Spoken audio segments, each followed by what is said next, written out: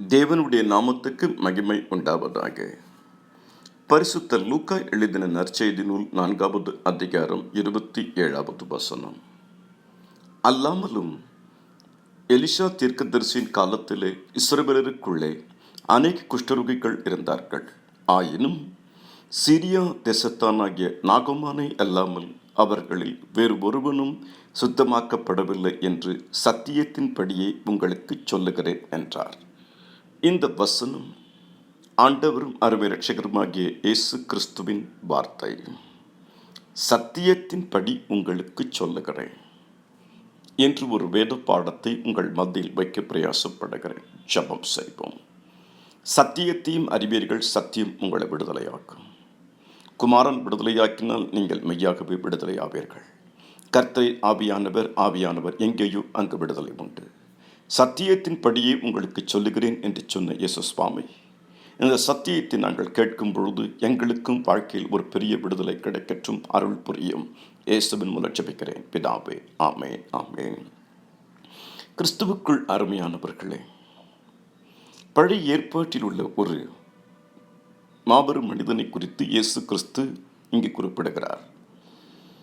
இயேசு கிறிஸ்து ஒரு மனிதனை குறித்து குறிப்பிட்டு சத்தியத்தின்படி உங்களுக்கு சொல்லுகிறேன் என்று சொன்னால் அதில் ஏதோ ஒரு பெரிய ஆவிக்குரிய சத்தியம் அடங்கியிருக்கிறது என்று அர்த்தம். அந்த மனிதனின் பெயர் நாகமான். நாகமானை குறித்து நாம் 2 ராஜாக்கள் 5வது அதிகாரம் முதல் 20 வசனங்களில் வாசிக்கிறோம். 2 ராஜாக்கள் 5வது அதிகாரம் மொத்தம் 27 வசனங்கள் இருக்கும். இந்த அதிகாரம் குஷ்டரோகத்தோடு ஆரம்பித்து குஷ்டரோகத்தோடு முடியும். நீங்கள் நன்கு படிக்கும் பொழுது நாகமான் என்கிற வார்த்தைக்கு மனம் மகிழ்ச்சி என்று அர்த்தம். அதாவது மகிழ்ச்சி, டிலைட் என்று அர்த்தம். கர்த்தருக்குள் அருமையானவர்களே, 2 ராஜாக்கள் 5வது அதிகாரத்தில் 5 விதமான ஊழியக்காரர்களை குறித்து நாம் பார்க்கிறோம். ஒரு ஊழியக்காரர் நாகமான். நாகமான் ராஜாவின் பணிவிடைக்காரன். எலிஷா தேவனுடைய பணிவிடைக்காரன். கேயாசி எலிஷாவின் பணிவிடைக்காரன். நாகமான் இஸ்ரவேலிலிருந்து பிடித்து வந்த சிறு பெண். நாகமானுடைய மனைவிக்கு வீட்டில் பணிப்பெண். நாகமான் தன்னுடைய வேலையாட்களோடு கூட இஸ்ரவேலிலே எலிசாவை போய் சந்திக்கிறார். கூட வருகிறவர்கள் நாகமானுக்கு வேலைக்காரர்கள். இப்படி 5 விதமான வேலைக்காரர்களை குறித்து அங்கு பேசப்படுகிறது. மகா பராக்கிரமசாலியாகிய நாகமானும் அவன் குஷ்டரோகியாய் இருந்தான். கர்த்தர் அவனை கொண்டு சீரியாவுக்கு ரட்சிப்பை கட்டளையிட்டார். நாகமான் மகா பிரிய பராக்கிரமசாலி. ஆனால் அவனுடைய தனிப்பட்ட வாழ்க்கையில் அவன் குஷ்டரோகி. அதை நினைக்கும் பொழுது அவனுடைய உள்ளம் எப்படி இருந்திருக்கு. நாகமான் ஒரு முறை யுத்தத்திற்கு போகும் பொழுது இஸ்ரவேலின் ஒரு சிறு பெண்ணை பிடித்து கொண்டு வருகிறான். அந்த பெண்ணை, ஒரு யூத பெண்ணை, இஸ்ரவேல் பெண்ணை வீட்டிலே வேலைக்கு அமர்த்துகிறார். கர்த்தர் ஒரு நோக்கத்தோடு அந்த பெண்ணை அவன் பிடிக்கும்படி செய்தார். காரணம் என்ன? பிற்காலத்தில் அவன் எந்த பெண்ணை, யூத பெண்ணை பிடித்தானோ அதே பெண் மூலியமாகத்தான் அவனுக்கு தனிப்பட்ட வாழ்க்கையில் ரட்சிப்பு வர வேண்டும் என்பது தேவனுடைய திட்டமாக இருக்கிறது. ஒரு நாள் அந்த பணிப்பெண் சொல்லுகிறாள் தன் ஆட்சியாரை பார்த்து, இவர் மட்டும் இஸ்ரவேலுக்கு போவார் என்றால் அங்கு எலிஷா என்ற ஊழியக்காரர் இருக்கிறார், அவர் மூலியமாக நிச்சயம் இந்த குஷ்டரோகம் சுத்தமாகிவிடும் என்று சொல்கிறார். நாகமானுக்கு அந்த செய்தி வருகிறது. மனைவியின் மூலியமாக அதை கேட்டு ராஜாவினிடத்தில் ஒரு நிருபம் வாங்கி கொண்டு பல்லாயிரக்கணக்கான டாலர்ஸ், பல கோடி மதிப்புள்ள காணிக்கைகளை எடுத்து கொண்டு போகிறார். அப்பொழுது எலிஷா இதை கேள்விப்பட்டு தன் வேலைக்காரரை அனுப்பி யோர்தானில் 7 தரம் முழுகச் சொல். ஏன் 7 தரம்? இன்று அதை தான் சற்று தியானிக்க இருக்கிறோம். நாம் எல்லாம் ஒரு தரம் தான் முழுகினவர்கள். ஆனால் நாகமான் 7 தரம் யோர்தானில் முழுக வேண்டும். யோர்தான் என்பது சேறுகளும் சகதிகளும் நிறைந்த ஒரு ஆறு. அதில் முழுக வேண்டும். நாம் நன்கு 2 ராஜாக்கள் 5வது அதிகாரம் முதல் 20 வசனங்கள் 27 வசனங்களை வாசிக்கும் பொழுது நமக்கு நன்கு விளங்கும். 7 தரம் முழுக வேண்டும். ஏன் 7 தரம் முழுக வேண்டும்? நம்முடைய ஆவிக்குரிய வாழ்க்கையில் 7 காரியங்களை அறிந்து கொள்ள வேண்டும். முதலாவது, பெருமைக்காக நாம் முழுக வேண்டும். நம்முடைய வாழ்க்கையில் பெருமை இருக்கு. அகமான் வாழ்க்கையில் ஒரு பெருமை. என்ன பெருமை? எங்கள் நாட்டில் இப்படிப்பட்ட நதி இல்லையா, அப்படிப்பட்ட நதி இல்லையா, அங்கெல்லாம் இப்படி இருக்கிறது, யோர்தானில் முழுகணுமா, ஒரு பெருமை. அநேக வேளையில் நம்முடைய வாழ்க்கையில் ஞானஸ்தானம் எடுத்தவர்கள், மூழ்கினவர்கள் இன்னும் எங்கேயாவது ஆவிக்குரிய பெருமையோ உலக பெருமையோ ஒட்டி கொண்டிருக்கிறதா? பெருமை உள்ளவனுக்கு தேவன் எதிர்த்து நிற்கிறார், தாழ்மை உள்ளவனுக்கு கிருபை அளிக்கிறார். நம்முடைய தேவன் தாழ்மையுள்ள கிருபை அளிக்கிறார். அப்படி பெருமைகள் எந்தெந்த பகுதியில் இருக்கிறதோ அதை அறிக்கை செய்ய வேண்டும். நீர் பெருகவும் நான் சிறுகவும் வேண்டும். அதுதான் உண்மையான ஆவிக்குரிய பெருமையாக எடுக்க வேண்டும். 2வது, நம்மிடத்தில் கோபங்கள் இருக்கிறதா? அவன் சொல்லுகிறான், அந்த ஊழியக்காரர் எலிஷா வெளியே வந்து என்னை பார்த்து, நான் யார், நான் என்ன கொண்டு வந்திருக்கிறேன், மதிப்பு என்ன பார்த்து, குஷ்டரோகம் எப்படி இல்லாமல் இருக்கிறது, தடவி கொடுத்து ஜெபிக்க வேண்டாமா? அதனால் அவன் கோபத்தோடு திரும்பி போகிறான். நம்முடைய வாழ்க்கையில், ஆவிக்குரிய வாழ்க்கையில் எந்த பகுதியில் அது கோபங்கள் இருக்கிறதா? நீங்கள் கோபம் கொண்டால் பாவம் செய்யாதிருங்கள் என்று வேதம் சொல்லுகிறது.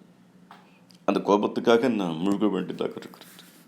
மனிதனுக்கு கோபம் வந்தால் உண்மையில் அவன் என்ன பேசுவான், எப்படி நடந்து கொள்வான் என்று அவனுக்கு தெரியாது. அநேகர் கோபத்தினாலே தன்னுடைய வாழ்க்கையை இழந்திருக்கிறார்கள். கோபத்தினாலே தனக்குள்ள நல்ல நல்ல காரியங்களை இழந்திருக்கிறார்கள், நல்ல நண்பர்களை இழந்திருக்கிறார்கள், வாழ்க்கையை இழந்திருக்கிறார்கள், சந்தர்ப்பங்களை எல்லாம் கூட இழந்திருக்கிறார்கள். 3வது, தாழ்மையை கற்றுக்கொள்ள வேண்டும். எலிஷா அவ்வளோ பெரிய ஊழியக்காரர். நான் எதற்காக வந்திருக்கிறேன்? ஒரு நாட்டிலிருந்து இன்னொரு நாட்டிற்கு குஷ்டரோகம் நீங்க வேண்டும் அல்லவா? அவர் என்ன சொல்லுகிறார்? யோர்தானில் முழுக வேண்டும் என்று. தாழ்மையாக, தேவனுக்கு முன்பாக தாழ்மையாக.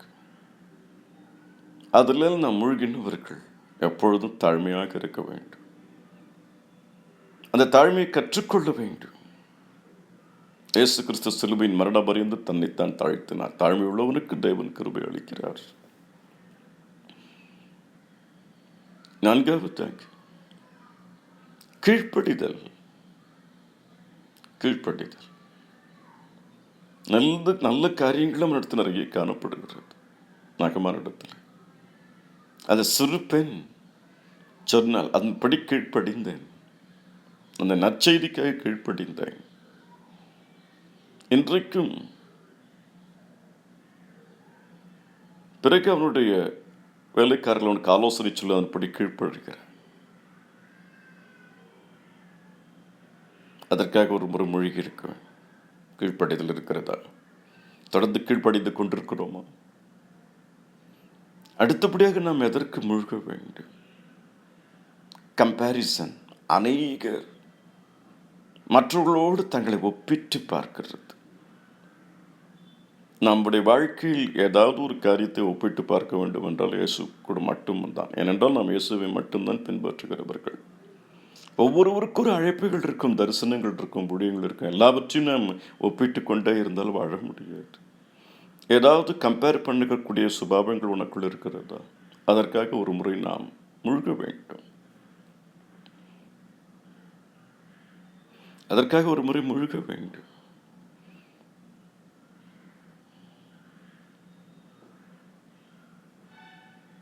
அடுத்தபடியாக நாம் கற்றுக்கொள்ள வேண்டிய காரியங்கள் அநேகம் இருக்கிறது. நாம் சற்று முன் தியானித்தோம். வாழ்க்கையில் எந்த பகுதியில் பெருமைகள் இருக்கா, கோபங்கள் இருக்கா, கம்பேரிசன் இருக்கு, நம்மகிட்ட தாழ்மை காணப்படுகிறதா, கீழ்ப்படுதல் காணப்படுகிறதா? இதற்காக நாம் முழுக வேண்டும், சுயம் அழிய வேண்டும். என்றைக்கு அவன் அந்த யோர்தானில் மூழ்கினான்னா அப்போ சுயம் அழிகிறது. அதனால்தான் பவுலடிக்கிறார் சொல்லுகிறார், இனி நான் அல்ல கிறிஸ்துவே எனக்குள் ஜீவிக்கிறார் என்று கலாத்தியர் 2:20. யோவான் ஸ்நானகன் இயேசு கிறிஸ்துவுக்கு ஞானஸ்தானம் கொடுத்தவர். நான் அவருடைய பாதரட்சிகளை அழிப்பதற்கு கூட பாத்திரவான் அல்ல. 100 சொல்கிறார், நீ என் வீட்டுக்கு வர நான் பாத்திரன் அல்ல. யாக்கோபு சொல்லுகிறார் ஒரு காலகட்டத்தில், இவ்வளவு ஆசீர்வாதத்திற்கு நான் பாத்திரவான் அல்ல. சுயம் அழிய வேண்டும். கடைசியாக அவன் யோர்தானிலே மூழ்கினான். கர்த்தருடைய வார்த்தையின்படி, ஊழியக்காரன் சொல்படி தன் குஷ்டரோகம் நீங்கி அவன் சரீரம் குழந்தையைப் போல மாறினது. 7 காரியங்களை நாம் பார்த்திருக்கிறோம். குஷ்டரோகம் பல விதத்தில் ஒரு மனிதனை பாதிக்கும். நாகமானை எப்படியெல்லாம் பாதித்தது குஷ்டரோகம்? அது அவனுடைய மாம்சத்தின் ஆழத்தில் வரைக்கும் செல்லும். அவனை தனிமைப்படுத்தும், அவனை அசுத்தப்படுத்தும், அவனுக்குள் மனவேதனையை கொண்டு வரும். இன்றைக்கும் பாவம் என்கிற குஷ்டரோகம் மனிதனை தேவனிடத்திலிருந்து தனிமைப்படுத்துகிறது, தேவனிடத்தில் அவனை பிரிக்கிறது. அவன் தனிமையை ஃபீல் பண்ண வேண்டியா இருக்கிறது. அது ஆழமாக ஊடுருவிச்சு. ஆனால் கர்த்தருடைய வார்த்தை, இயேசு கிறிஸ்துவின் ரத்தம் சகல பாவங்களை நீக்கி நம்மை சுத்திகரிக்கும். இயேசு கிறிஸ்து பாவங்களை சுமந்ததற்கு வெளிப்பட்டார். 2 ராஜாக்கள் 5வது அதிகாரம் முதல் 20 வசனத்தை உட்கார்ந்து வாசியுங்கள். 27 வசனத்தை வாசியுங்கள்.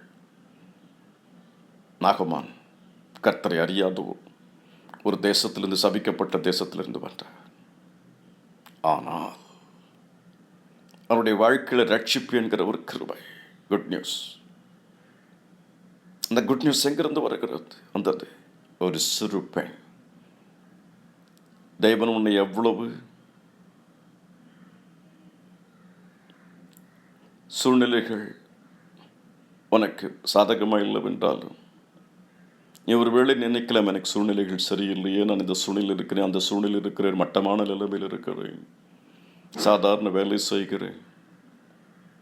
நீ எந்த சூழ்நிலையில் எங்கு இருந்தாலும், எவ்வளோ மட்டமான நிலைமையில் இருந்தாலும், உன்னால் என்ற நற்செய்தி அங்கு ஜெபித்து தேவனை உயர்த்தி சொல். தெரியாது, ஒருவேளை உன் வாயிலிருந்தும் என் வாயிலிருந்து வரக்கூடிய வார்த்தைகள் யாரை எப்பொழுது மாற்றும் என்று. ஒரு அடிமை பெண், அவருடைய சூழ்நிலை எப்படி இருந்திருக்கும்? நான் இதை சொன்னால் என்ன செய்வார்களோ, எது செய்வார்களோ பயப்படவில்லை. தன் தேவனை குறித்து ஒரு நற்சாட்சி, சத்தியத்தின்படி சொல்லுகிறேன். இதில் எவ்வளவு சத்தியங்கள் அடங்கியிருக்கிறது. தொடர்ந்து உட்கார்ந்து தியானியுங்கள். நிச்சயம் தேவன் உங்கள் ஒவ்வொருவரையும் அபரிமிதமாக ஆசீர்வதிப்பாராக. ஜெபித்து முடிப்போம். பரலோக பிதாவே, சர்வ வல்லமையுள்ள மகாபெரிய தேவனே, வேதத்தில் அதிசயங்களை பார்க்கும்படி எங்கள் கண்களை திறந்திருக்கப்பா. ஆண்டவரே, உம்முடைய வசனம் கால்களுக்கு தெய்வம், பாதைக்கு வெளிச்சமாக இருக்கிறது. இஸ்ரவேலில் ஒரு சிறு அடிமை பெண், வீட்டு வேலை செய்கிறவர், உணவு பெரிய மனிதனுக்கு ஒரு சத்தியத்தை கொண்டு வர முடியும் என்றால், நற்செய்தி கூற முடியும் என்றால், நற்செய்தி எலும்புகளை புஷ்டியாக்கு, மனிதனுடைய கவலை இருதயத்தை கொடுக்கும். நாங்கள் தேவனே, நீர் எங்களை எங்கெல்லாம் வைத்திருக்கிறீர், எந்த சூழலில் எந்த இடத்தில் வைத்திருக்கிறீரோ, நாங்கள் இழைப்படையாமல் சோர்ந்து போகாமல் உமக்கென்று ஊழியம் செய்யத்தக்கதாக கிருபை செய்யுங்க. இந்த தேவ பகுதியை, இந்த வேத பகுதியை தியானிக்கிற அத்தனை பேர் தனிப்பட்ட வாழ்க்கை, குடும்ப வாழ்க்கை, சமுதாய வாழ்க்கை, ஆவிக்குரிய வாழ்க்கை ஆசீர்வதிக்கப்பட்டிருக்கட்டும். கர்த்தர் உங்கள் ஒவ்வொருவரையும் வாலாக்காமல் தலையாக்குவார். எங்கள் அதிசயங்களையும் அற்புதங்களையும் பார்ப்பீர்கள். கர்த்தர் கோணலானவளை செவ்வையாக்குவார். இதோ நான் புதிய காரியத்தை செய்கிறேன், இப்பொழுதே தோன்றும். இயேசு கிறிஸ்துவின் மூலம் ஜெபிக்கிறோம் பிதாவே, ஆமென், ஆமென். நம்முடைய கர்த்தராகிய இயேசு கிறிஸ்துவின் கிருபை உங்கள் அனைவரோடு கூட இருப்பதாக. ஆமென்.